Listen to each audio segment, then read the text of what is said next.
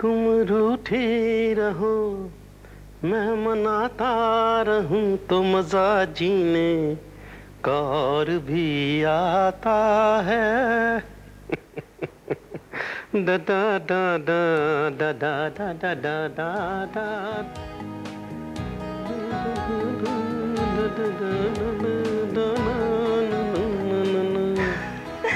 इन्हें क्या हो गया है आज?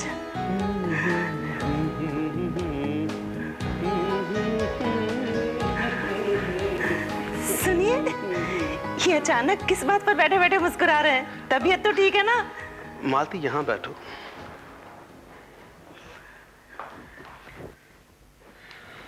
कहिए, क्या बात है? मुझे कुछ याद आ गया। क्या याद आ गया? 13 मई सन 1975, दिन शुक्रवार दोपहर 2:30 बजे। 13 मई सन 1975? कुछ याद आया? नहीं। तेरे की भुलक्कड़। सगाई के बाद इसी दिन हम पहली बार अकेले मिले थे। ओह माय गॉड, आपको तो दिन, टाइम, महीना, तारीख सब याद है। तुम्हें याद नहीं तो क्या हुआ? हमारी वंदना भी जिंदगी में आज का दिन कभी नहीं भूलेगी। ऐसी बात नहीं है, मुझे भी याद था। ठीक है, अभी मान लिया तुम्हें याद था। आज वंदना के चेहरे पर कितनी रौनक देखी ना। और एक तुम थी, चेहरा पीला पड़ा हुआ था। 4 घंटे थे हम साथ में, एक बार भी नजर उठाकर मेरी तरफ नहीं देखा। चोरी छुपे वहाँ गए थे और आप जिद करके मुझे फिल्म दिखाने के लिए ले गए। मेरी तो जान सूखी जा रही थी, कोई देख लेगा तो क्या होगा। क्या घर से झूठ बोल कर आई थी? और नहीं तो क्या, कह के आई थी कि विनीता के यहाँ गई। लेकिन आज अचानक ये सब आपको कैसे याद आ गया? वंदना भी आज पहली बार पंकज से अकेले मिलने गई है, इसीलिए। लेकिन वक्त कितना बदल गया है, आज उसे हमें झूठ बोलकर नहीं जाना पड़ा। अरे क्या बात है, आज पांव जमीन पर नहीं पड़ रहे। आइए आइए। क्या बात है, आज हमारी बेटी के पांव जमीन पर नहीं पड़ रहे। पापा खुश है ना बेटे? बहुत। जरा हमें भी बताओ क्या क्या बातें हुई। पापा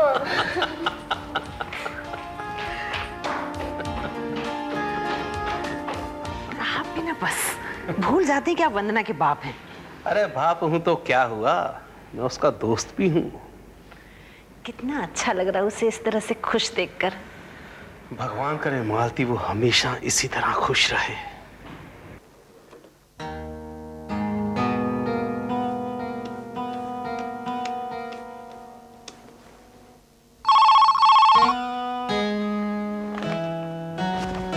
हेलो। हाय रश्मि। हाय, मुझे पता था तेरा फोन जरूर आएगा। अब तो तुझे ये भी पता होगा कि मैंने फोन किस लिए किया है। नहीं। वाओ, तेरी हंसी और तेरी आवाज से पता चल रहा है कि तू कितनी खुश है।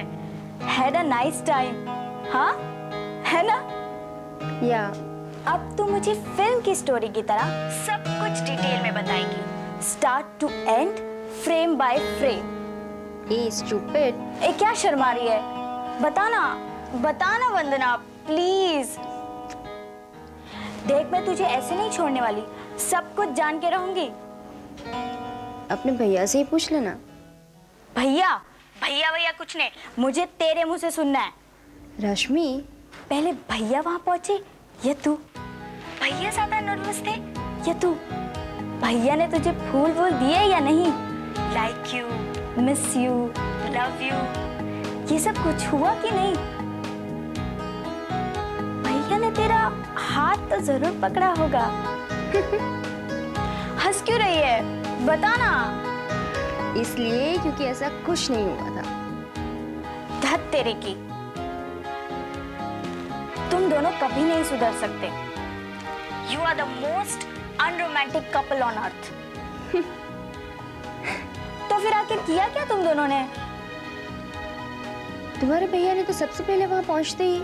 एक मिनट, यानी पहले तू वहां पहुंच गई थी? हाँ। आगे बोल। मुझे देखकर तो ऐसे रिएक्ट कर रहा था जैसे मुझे एक्सपेक्ट ही नहीं कर रहा है। और फिर मुझसे पूछने लगा, वो रश्मि कहाँ है? भैया जब नर्वस होते हैं तो ऐसा ही करते हैं। फिर तेरे भोले भाले सीधे साधे शर्मीले भैया ने तो नहीं, पर मैंने उन्हें गुलाब दे डाला। That's like मैं होने वाली भाभी। Good going.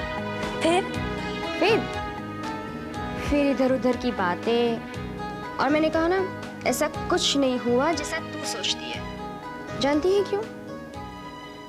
क्योंकि वो लाखों में एक है। और तूने सच कहा था, जो दुनिया में किसी के साथ नहीं हो सकता है वो पंकज के साथ हो सकता है,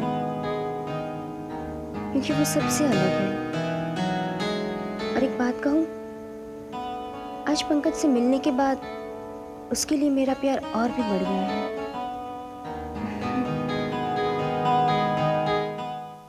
गलत है या सही ये तो मैं नहीं जानती, लेकिन मैं इतना जरूर जानती हूँ कि जब कोई किसी से प्यार करता है तो सिर्फ प्यार करता है।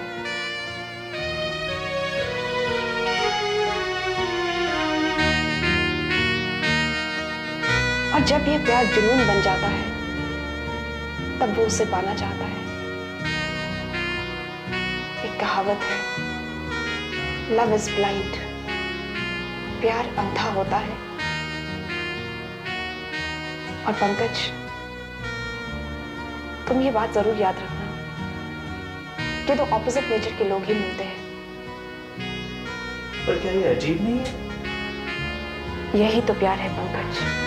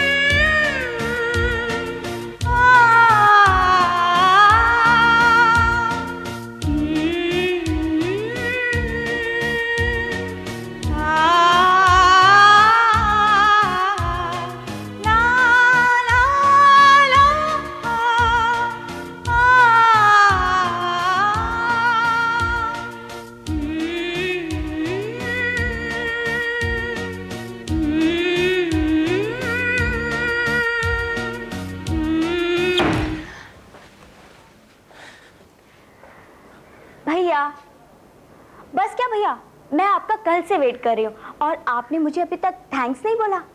कैसी रही आपकी डेट? मुझे पता है आप तो मुझे कुछ बताओगे नहीं, इसीलिए मैंने कल वंदना को फोन करके सब कुछ पूछ लिया। कैसा उल्लू बनाया? फंस गए ना मेरे चक्कर में। मुझे पता है इस बार आपको उल्लू बनने में बहुत मजा आया होगा। यू नो भैया, Vandana is so happy, so happy. पता है वो मुझसे क्या कह रही थी?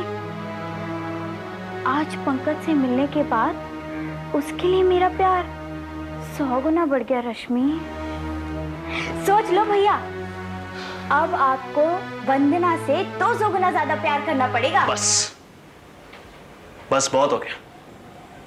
मुझे ये मजाक बिल्कुल पसंद नहीं आया। क्या जरूरत थी तुम्हें ये सब करने की? किससे पूछकर तूने ये सब किया? हाँ भैया, इसमें इतना नाराज होने वाली क्या बात है? रश्मि, मेरे पास इन फालतू चीजों के लिए वक्त नहीं है। मेरी मर्जी के बगैर कोई मुझे किसी चीज के लिए फोर्स करे मुझे अच्छा नहीं लगता। क्यों झूठ बोला तूने मुझसे? मेरी मर्जी के बगैर तूने वंदना को रेस्टोरेंट में बुला लिया और उससे यह कहा कि मैंने फोन करवाया। क्यों? रश्मि, मुझे किसी को भी किसी भी तरह की गलतफहमी में नहीं रखना। Do you understand this? और इस तरह वंदना से मिलने जुलने के लिए मुझे कोई मजबूर नहीं कर सकता, ना तुम ना खुद वंदना। एंड फॉर गॉड्स सेक, आइंदा से मुझे इस तरह की ऑकवर्ड और अनकंफर्टेबल सिचुएशन में मत डालना। Do you understand this? एक पल तो मुझे लगा कि मैं उसे सब कुछ बता दूं कि मैंने उसे नहीं बुलाया, बल्कि योर काइंड इंफॉर्मेशन, कल वंदना से मिलकर मुझे बिल्कुल खुशी नहीं हुई।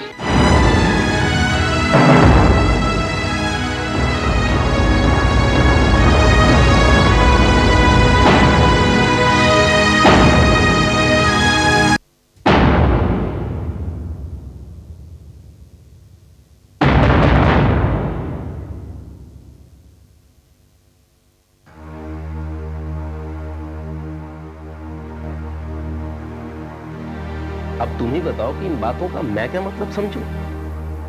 यार हमने बड़ी खुशी से, बड़ी उम्मीदों से दोस्ती को रिश्तेदारी में बदलने की कोशिश की, लेकिन ऊपर वाले को मंजूर नहीं है। भास्कर, मैं उस बेवकूफ की इस हरकत पर बहुत शर्मिंदा हूं। नहीं प्राणनाथ, तुम्हें शर्मिंदा होने की जरूरत नहीं है। जरूरत यह समझने की है कि शादी विवाह कोई बच्चों का खेल नहीं है, और ना ही मेरी बेटी मिट्टी की गुड़िया है। वो भी जीती जागती इंसान है। सपने देखने, अरमान सजाने, उम्मीदें कायम करने की उम्र है उसकी। उसकी एक खुशी के लिए मैं लाख तकलीफें सहने को तैयार हूं, लेकिन अगर कोई उसे दुख पहुंचाए तो ये मैं बर्दाश्त नहीं कर सकता। उसके जज्बातों के साथ कोई खेले, उसके मन को ठेस पहुंचाए, ये मैं कभी सहन नहीं करूंगा। भास्कर, मैं अच्छी तरह समझता हूं कि इस वक्त तुम्हारे दिल पर क्या गुजर रही है, लेकिन मैं क्या करूं? पागल है वो लड़का। अनजाने में वो। नहीं प्राणनाथ, नहीं। आज सब कुछ मैंने अपनी आंखों से देख लिया है, अपने कानों से सुन लिया है, और अब मैं जान गया हूं कि तुम्हारे बाकी फैसलों की तरह पंकज तुम्हारा यह फैसला भी नहीं मानेगा। भास्कर,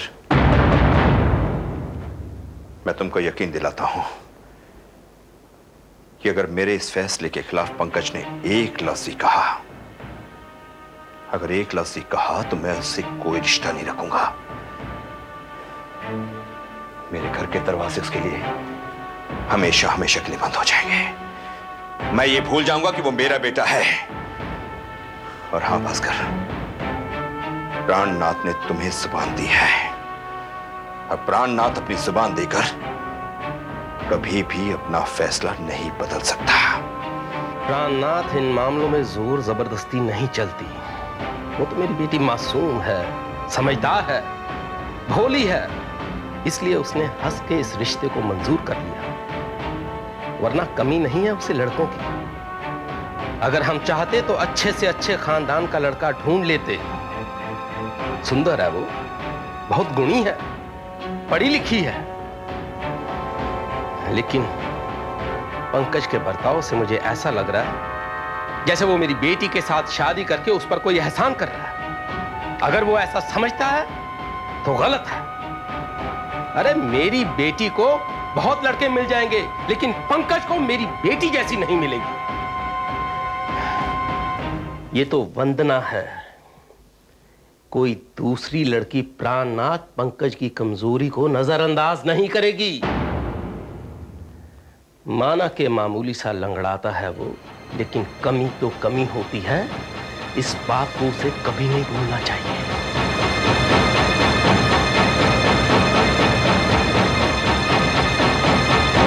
उन्होंने इतनी बड़ी बात कही थी और आपने चुपचाप सुन ले। बात कड़वी जरूर है उर्मिला, मगर सच्ची है। तो क्या भास्कर साहब को ऐसी बात करना शोभा देता है? तो पंकज ने जो किया, क्या वो करना उसे शोभा देता है? आप कुछ भी कहिए, उनको ऐसी बात नहीं करनी चाहिए थी। अच्छा,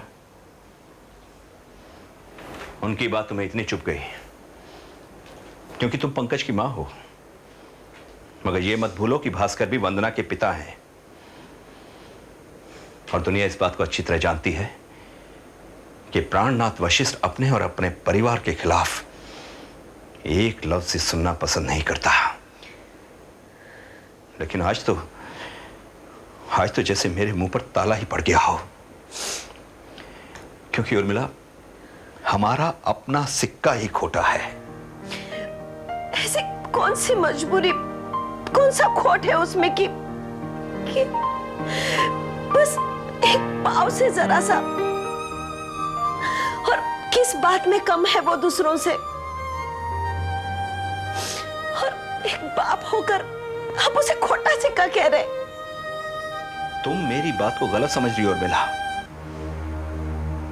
मैं पंकज की गलती और उसके बर्ताव की बात कर रहा हूं।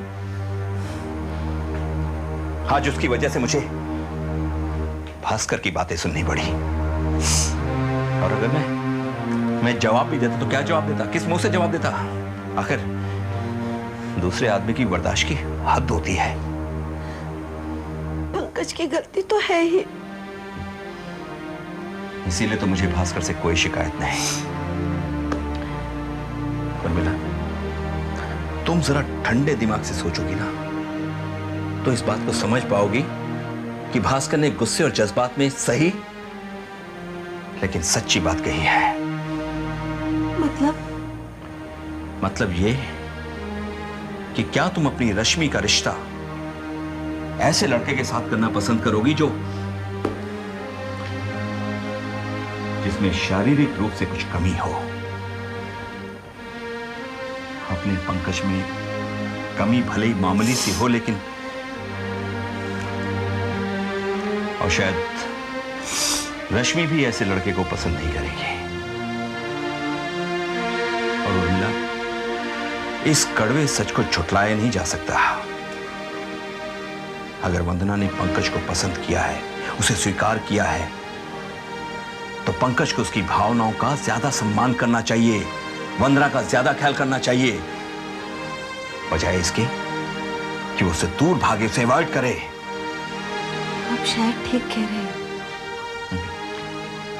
इसीलिए तो अपमान का खून पीकर चुप रह गया मैं,